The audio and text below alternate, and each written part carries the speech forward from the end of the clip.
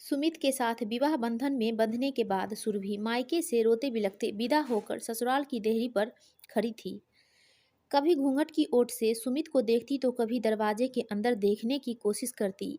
अंदर क्या चल रहा है वो कुछ भी समझ नहीं पा रही थी। उसे ये तो पता था कि सुमित की माँ नहीं है, यानी वो सास बिना ससुराल में जाने वाली है। काफी देर के बाद भी कोई गृह प्रवेश के लिए नहीं आया तो उसने सुमित की तरफ आशा भरी नजरों से देखा, क्योंकि वो खुद भी काफी थकान महसूस कर रही थी।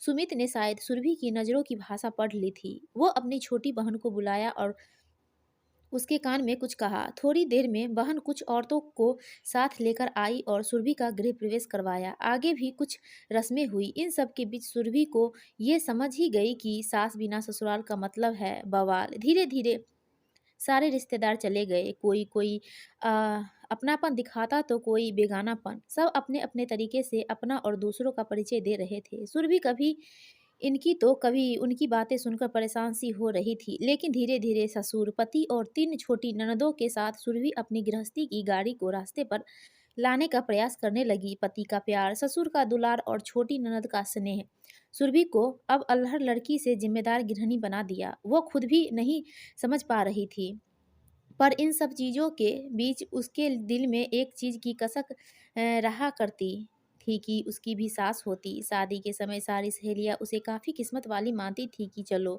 ससुराल में सास की किचकिच नहीं रहेगी। पर सच्चाई तो यह है कि जिस घर में सास न हो उस घर में आने वाले सारे लोग सासी बनने की कोशिश करते हैं। सुरभि भी इस बात को समझती थी, तभी तो दिल ही दिल में फैसला कर चुकी थी कि वो अपनी ननदों की शादी सास बिना ससुराल में नहीं करेगी। कुछ रिश्ते नमक जैसे होते हैं, सास का भी रिश्ता कुछ इसी तरह का है। ससुराल का हर सुख बिना सास के फीका ही स्वाद देता है। दोस्तों, आपको यह कहानी अच्छी लगी तो प्लीज़ वीडियो को लाइक कीजिए और कमेंट कीजिए। हमारे चैनल को सब्सक्राइब कीजिए।